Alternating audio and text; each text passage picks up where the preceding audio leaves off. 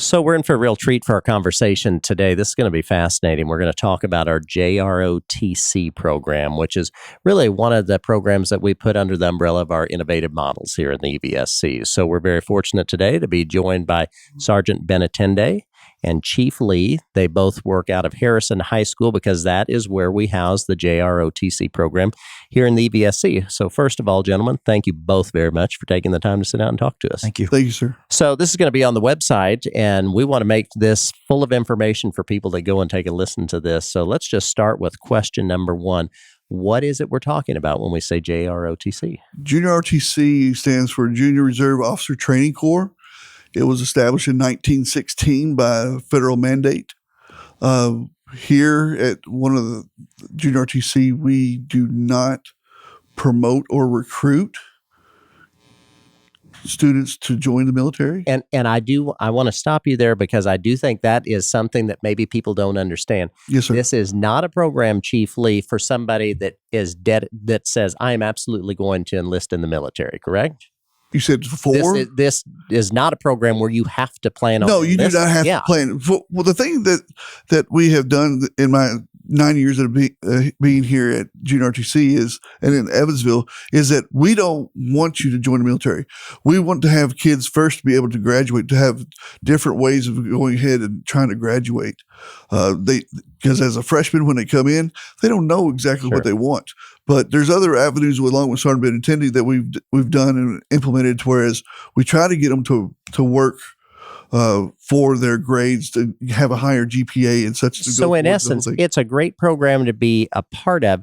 Maybe you end up wanting to go into the military later. Maybe you don't. But that is certainly not something for a student entering high school that you have to make a decision. Correct. You don't have to make a decision yet. I mean, I don't know. Did you know what you wanted to do as a freshman? Sure. Probably not. The thing is that we are sitting there and we want every cadet, or that we call it the students cadets. Sure. Okay.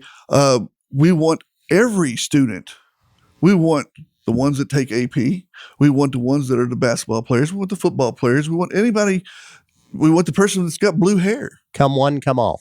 Bring, Right. E means all, so that's what we have. Well, we definitely have embraced that in Junior RTC. Well, and that's fantastic. So let me ask you this. If I'm a parent, Sergeant Benatende, and I have an 8th grader who's kind of looking at different options for high school and some of the programs, why as a parent would I encourage my child? What would you tell me if I said, why should my student enroll in this program? What would you tell me? Because we have many different areas that your child could fit in. We have many different walks of life that are in our program. It's not just fitting for one person or one social group. Like Chief Lee said, having anybody that can join, we take anybody, no matter what IEP or Sure. status that they have. Somebody that maybe struggles with their learning a bit, or someone that literally takes all advanced coursework Correct. and has straight A's. Correct. And of course, it goes without saying, boy, girl doesn't matter in JROTC. Does not matter. We normally end up in where are you ROTC with that? with more females than we do males. Is that right? Yes. Yes, sir. Interesting. And when we get them in there, built into our curriculum is a study place that we have built into our curriculum that the Army has built into, where if a kid is struggling in a class and another classmate or cadet is strong in that area, they help out that student. We try to strive for 3.0, 3.25 in ROTC. Right now we have 231 in the program, and we have a 2.96 GPA. The cadets that are on our teams right now, they have a 3.26 GPA. So by being on our extracurricular teams, they actually have a higher GPA than the students that are just taking the course. Well, anybody who works in a high school or that knows anything about high school will always tell you that students that are more active, Correct. involved in activities, do better. No doubt about that. Correct. And it sounds like you're saying if you want your child to do well, this is a great program to be a part of. It is. And we've had some socially awkward children that's been in our program that very quiet, docile, and they have just clung to the the students that are in the program, and now they're the most outspoken children that Like we they have. blossom. They blossom big time. And, when we started here, May of 2019, I came aboard August of 2019. We started with 72 students there. And right now we're at 231, and we're projecting out next year to be well over 300 in the program. So word is getting out that it doesn't matter who you are and where you come from and what your background is or anything about you. ROTC at the high school level is one of the largest character development and citizen programs for youth in the world. And it's funny you say that. That was going to be my next question. I know both of you served in the U.S. military and U.S. Army did your 20 years, and now you're bringing that expertise here. But when I say expertise, I'm not thinking about things that are specific to the Army. I'm thinking more of those character traits. What do you think are some of the important character traits that this program, that you all with your experience in the military are able to work with our students on? Well, what we do is we with our experience in the Army, we had the Army values. We try to teach some loyalty, some duty, some selfless service. The program itself is to make better citizens. Well, they need to have that. Kids at that age don't know what's going on with it. So we bring those values from the military and such to where it's like you can agree to disagree, et cetera, as long as you're civil to one another. I mean, we get that right now within our society. Sure. Big time. But what we sit there and do is just try to sit there and say, hey, look, everybody's got problems. And trust us, we hear everything that the kids are going Sure. through and such. And then we said, okay, we can relate, but how can we, be positive about this? How can, it's not that like, why do they spell Harrison with an H? It's like, be grumpy, smile. Every day we work in the cafeteria in the morning and we say hello to everybody. We get some funny looks, we get some high fives, we get some elbow bumps Sure. and everything else. And whereas like, there's other things in the world that will get you upset, but come to school, you should want to come to school. Sure. Because it's a place where the kids are going to learn. Well, One of the biggest things go ahead. is positivity. And one of the biggest Correct. things that I've brought and we've brought together, because Chief Lee and I, we work very well together, is believing in yourself, believing in your family, believing in the program, believing in what you bring to the table every day. And we call this thing called the 1/10. On every one of our teams that we do, 10 people go to action as far as rope bridges or anything that we have to do, drill and ceremony or anything. You have to bring your 1/10. Okay. So believing in yourself and believing in the people to your left and the right is more important than anything that we can teach them. So it's believing the fact that you can change the world and you can change you. And it starts with in the morning time, when you look in that mirror in the morning time, what are you going to bring of value to school? Everybody has problems. All of us do. We're not going to get away from them. But what can I bring to the program, and what can I bring to someone else that's having problems to help them out? And when can I lean on someone else to help them? And when can I lean on someone else for them to help me? And that's what we've changed in the program, to where we're not yelling at them. We're not disciplining them and making them do push-ups and sit-ups. I have not given one person a push-up to do in class. This is not what you've seen maybe in a movie about basic Correct. training It's not Full in the Metal military. Jacket. It's not. Physical fitness is not a form of punishment. Right. Okay. Because then they don't want to do physical fitness when you want them to.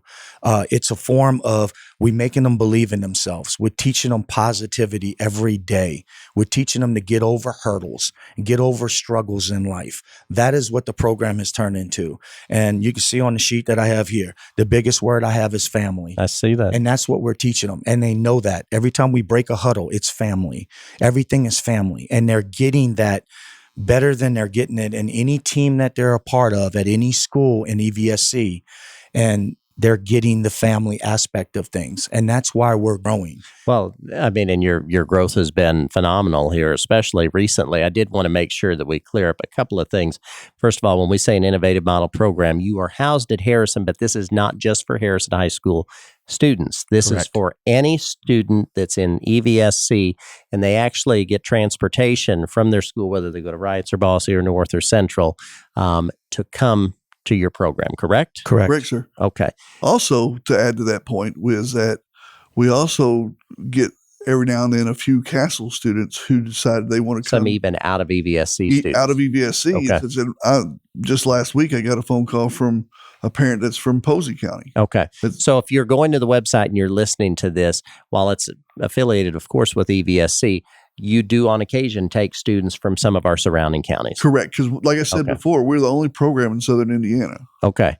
Tell me a little bit about then, because I know this is, of course, a program during the day. Kids are with you for a portion of their day, and then they're back at their home school. So they're not with you the entire day. They're with you part of the day. So there's that. But then there's and I probably won't use the correct wording here, the extracurricular component of it or the competitions. So Sergeant Benatende, you want to tell us what we're talking about there? Right now, when I got here, there's so many things that we can do. Within ROTC, there's precision and exhibition drill, there's air rifles, there's Raider Challenge, there's STEM, there's JLab, there's drones, there's archery, there's sea perch, there's so many different avenues we can approach. We just don't have enough time with Chief Lee and myself with the amount of kids that we have. So when I got here, I asked Chief Lee, I said, where do we want to focus? Because we want to become national contenders in everything that we touch. And he said that Raider and drill was the two areas that we've already put into place. So we focused on drill first because it was the first thing that was coming up on our plate. Drill is nothing more than marching and doing different drill movements and so forth, and color guard. Mm-hmm. We put our stuff into that. We practice at AIS Diamond in the gym there. And that's probably something you all are known for. People will see you present the colors.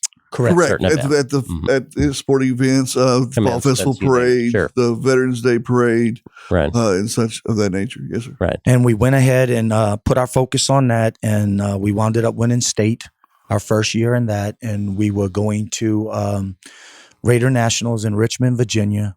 We were going to pass by the White House. We were going to lay a tomb on a wreath on the tomb of the unknown soldier, and COVID hit 2 days before we were supposed to leave. So our next focus was Raiders. So we haven't done very well in Raiders. We've done decent from time to time, 4th, 5th in state most of the time. And this year we won a big match, big meet up in Marion County or Hobart County, and we've qualified for nationals on Raider. That is in Molina, Georgia on February 26, 27. So it sounds like now you're doing pretty well at it. So now we're national contenders in 2 different areas. Amazing. So hopefully we can move on. And is this what, and I've driven past Harrison before after school when you were out training or practicing, whatever you call it, and you almost have things set up that you want to tell me, just describe for us briefly what that is. We have a low crawl area. Obstacles. We have an actual 10-foot wall that one of the parents, Mr. Arnold, Chuck Arnold, built for us. We have tires galore out there that Pep Boys right across the street from our Harrison School had donated to the program. It's like a course, though. It's an obstacle course, yes, sir. And it's timed. It's actually a national event. We've got a smaller version of it with what we are kind of landlocked, if you will. But the 10-foot wall, it's a confidence. The teams themselves, it's a confidence builder. It's a cohesion. Bringing students together and say, oh, I'm a short person, I can't get over that wall, or I'm a big person, I can't get over that wall. Working together is bringing these kids together by doing.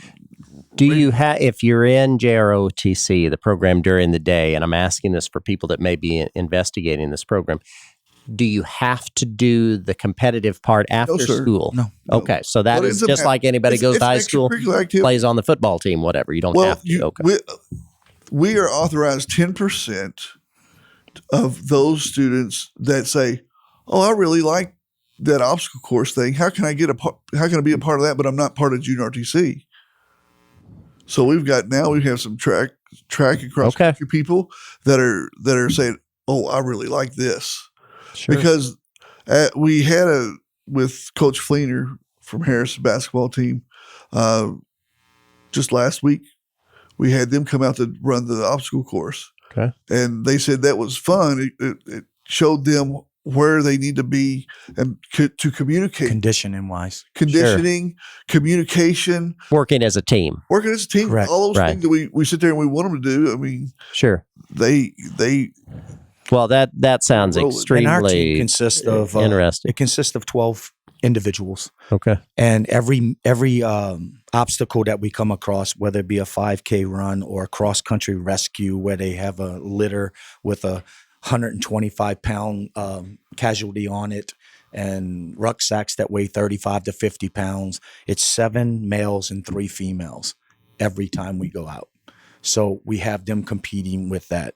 And we go about our business and do the things that we have. Right now we have probably just short of 50 people on the Raider team. Wow. And then what I do is, instead of having the season start in July and saying this is our team and this is going to be it, every meet that we have, the day after the meet we open up tryouts again. So instead of your child being where they can't be on the team ever because they didn't make it, Sure. tryouts open up again. So the people that just won Right. have to compete for their spot So it's again. just almost never ending. It Never just ending. keeps going. So it keeps it fresh, keeps the program fresh. It keeps you to where Sure. I want to try now. Well, come on out. You're at a disadvantage because you're athletically and you're not in condition for Sure. what we're about to do, but at least you have a chance. And I want to back up. Well, that sounds so exciting. I can see why students why they're so interested in doing this, and you've had great success. And as you're moving into further rounds of your competition, and then while you said at the beginning, certainly you do not have to be a student who is focused on joining the military. But I would, on the flip side of that, assume that with both of your experiences, if you think you have that interest, this would be a great program for you, because with both of your expertise, I'm sure you can give Who better great would you guidance. want to have on your guiding Sure. you to the recruiting station and making On sure your you get side. everything Right. on your is the side. way I look at it. And 40 plus years of experience. Sure. We- Sure. We can use a couple of students from last year. They want to join the military. Okay, what do you want to do? Tell us. Did you score well on the ASVAB? It's one of the tests that the students take, similar to the ACT and SAT. What do you want to do? If they score well, we have some that score very well. Right. And then we have some that score very low, but we try to get them in there. We do a self-improvement class to where they can go ahead and make the minimum. You can help guide them, Well, because obviously got- it's a complicated decision. Right. You don't just sign Well, up they for the got military. to You have to know pass what your goals first. are. It's a Sure. life decision. And so what ends up happening is that, we don't put the cart before the horse. Right. And so we got to get them in there first to pass the test. So then they go ahead, they make it for any of the other branches themselves. And then we go a little bit further and say, okay, both of us go, well, what would you like to do? And I put it very simple to the cadets. Do you want to do an inside job or do you want to do an outside job in the heat? And he can tell you about what it is in the heat because he's done that stuff there as well. And which one would you rather do? Sure. So you can help them find their Sure. niche, at least what Sure. direction they're going initially. And Yeah. a couple other things I'd like to Yeah, I want to make sure Real you had quick, some if things you you don't wanted to get mind. across, please. A couple Yes. other things I'd like to mention. Number one, there's about 179 jobs in the Army or military. Okay. Only 31 see combat. So that's a big Say that myth again, to- would you? That's There's very like interesting. 179 jobs in the military. Okay. Only 31 see combat. Okay. So that's a big myth in the world that if your son or daughter joins the military, they're going to go to war, Right. because there's no finance person or there's no person doing other jobs that's going to go combat arms and so forth. They do. But Sure. just because your child wants to join doesn't mean they're going to war. Right. Doesn't mean they're going to be That's on the front number one. lines. Right. Number two, national impacts of the program. If your child wants to join ROTC, JROTC at the high school level, it's the greatest elective there is. I will say that until I leave this. It's the greatest elective because they got so much going for them. One of the things that we look at is the 5 quality indicators: attendance, graduation, indiscipline, dropout rate, and GPA. Regular schools data, JROTC is above in all 5 categories if your child was on that with the national agencies doing youth-oriented programs. The data's coming for over 314 students across the country, 314,000 students across the country. Our attendance rate is higher. Graduation rate is way higher, 93% to 83%.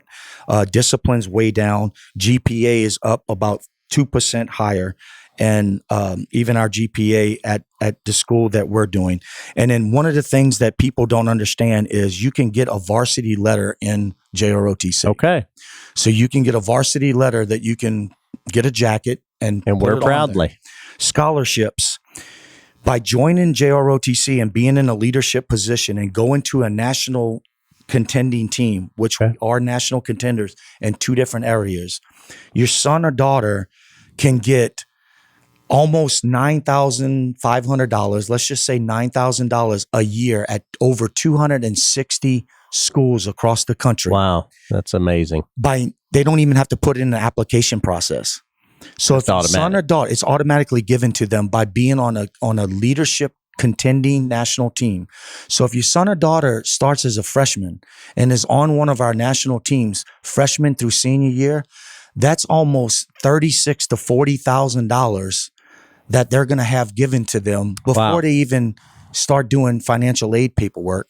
And then what it also says is that if they go there and they compete for in-house scholarships, they get put ahead of all of the other applicants because of being They almost go to the front of the line. Correct. So to speak. correct. And then we also have awards and decorations, recognition through school and county.